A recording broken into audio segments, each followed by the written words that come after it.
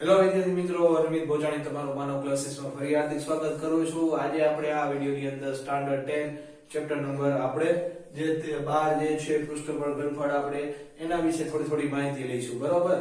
તો વિદ્યાર્થીઓ, આપણે આ ચેપ્ટર આપણે ધોરણ 9 થી આપણે ભણતા આવી છીએ, એના જ અડધા સૂત્ર આપણે અહીંયા આવશે અને એના ઉપરથી જ આપણે દાખલા બધાય શીખવાના છે, બરોબર।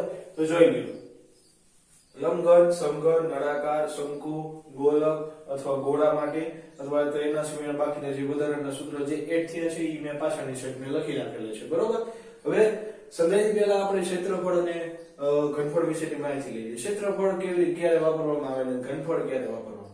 ઘનફળ જ્યારે વાપરવામાં, જ્યારે એને કોઈ પણ જગ્યાની અથવા કેટલા લીટર દૂધ સમાશે, કેટલા લીટર પાણી સમાશે અથવા કેટલા લીટર પાણીની જરૂર પડશે, આવા બધા દાખલા પૂછે ને ત્યારે તમારે ઘનફળ કરવાનું, લીટર શબ્દ યુઝ થાય ત્યારે, બરોબર। અને ક્ષેત્રફળ યુઝ થશે કે આનો રંગ કરવાનો ખર્ચ અથવા દિવાલને રંગ કરવાનો ખર્ચ ને આટલા વિસ્તારને વાળ કરવાનો ખર્ચ, એવું બધું પૂછે ત્યારે તમારે ક્ષેત્રફળ વાપરવાનું રહેશે। તો ચાલો, લંબઘન માટે લંબઘનનું કુલ પૃષ્ઠફળ 2 કૌંસમાં LB + BH + HL, બરોબર। લંબઘનનું પાર્શ્વ પૃષ્ઠનું ક્ષેત્રફળ 2H કૌંસમાં L + B, લંબઘનનું ઘનફળ L × B × H, બરોબર। સમઘન માટે સમઘનનું કુલ પૃષ્ઠફળ 6L², સમઘનનું પાર્શ્વ પૃષ્ઠફળ 4L², સમઘનનું ઘનફળ L નો ઘન અથવા તમે એને આમે L ને 3 વાર લખો અથવા તમે આમે લખી શકશો L નો ઘન, બરોબર।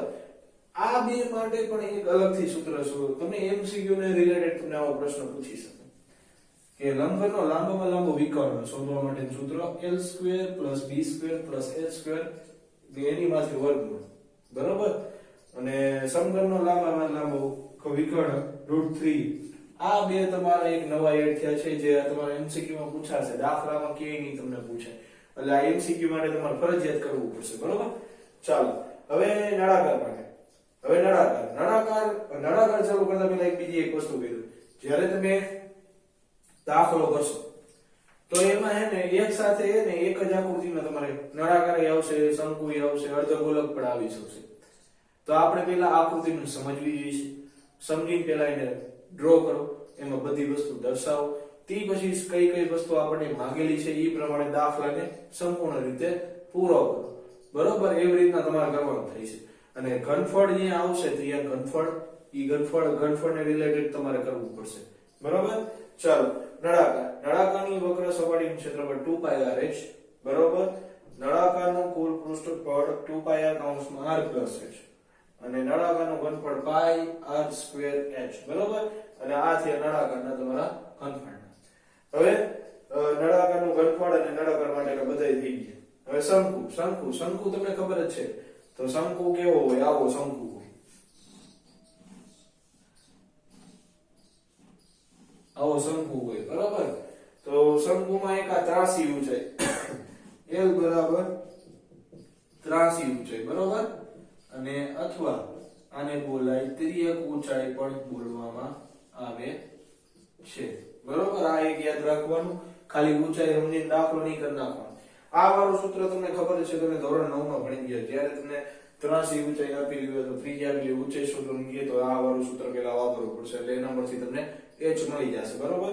શંકુની વક્ર સપાટીનું ક્ષેત્રફળ πr, બરોબર, πr, અને શંકુનું કુલ પૃષ્ઠફળ πr કૌંસમાં L + r અને શંકુનું ઘનફળ 1/3πr²h।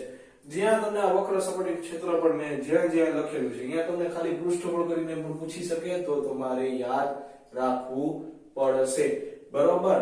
તો એ આ સૂત્ર લાગશે એટલે યાદ રાખો, વક્ર સપાટીના ક્ષેત્રફળની જગ્યાએ તમને પૃષ્ઠફળ પણ પૂછી શકે છે, રેડી। તો આ છે તમારો શંકુ। હવે ગોળાની વક્ર સપાટીનું ક્ષેત્રફળ 4πr², અર્ધગોલકની કુલ વક્ર સપાટીનું ક્ષેત્રફળ 3πr², અર્ધગોલકની વક્ર સપાટીનું ક્ષેત્રફળ 2πr², ગોળાનું ઘનફળ 4/3πr નો ઘન અને અર્ધગોળાનું ઘનફળ 2/3πr નો ઘન। તો આ છે તમારા ગોલક।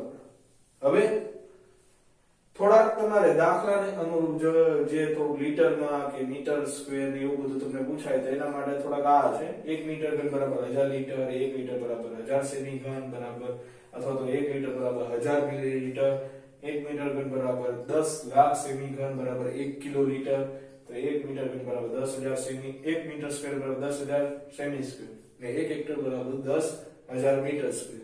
હવે વિદ્યાર્થીઓ, આ તો તમારા સૂત્રથી આના ઉપરથી દાખલા આવશે. હવે દાખલા કેવા આવશે?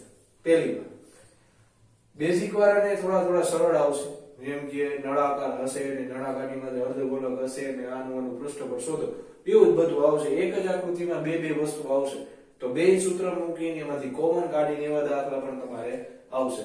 હવે માની લ્યો, હવે તો સર આમાં જનરલ ઓપ્શન એમાં નવો શીખવું હોય તો તમને એમ થતું હોય છે, તો તમે દાખલામાંથી બચી જશો, એમસીક્યુ માંથી નહીં બચો.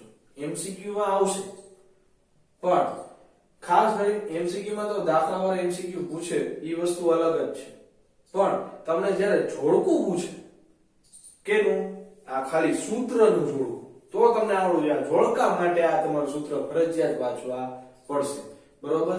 ચાહે સ્ટાન્ડર્ડ મેથ્સ વાળો હોય કે બેઝિક મેથ્સ વાળો, બેને સૂત્ર ફરજિયાત વાંચવા પડશે, બરોબર?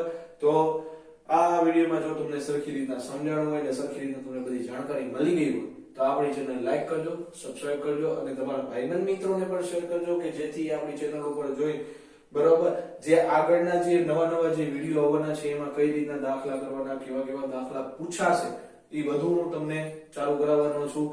જેથી આ ચેનલ ઉપર બન્યા રહેવા માટે લાઈક કરો, સબસ્ક્રાઇબ કરો, તમારા ભાઈબંધ મિત્રોને પણ શેર કરજો. ચાલો.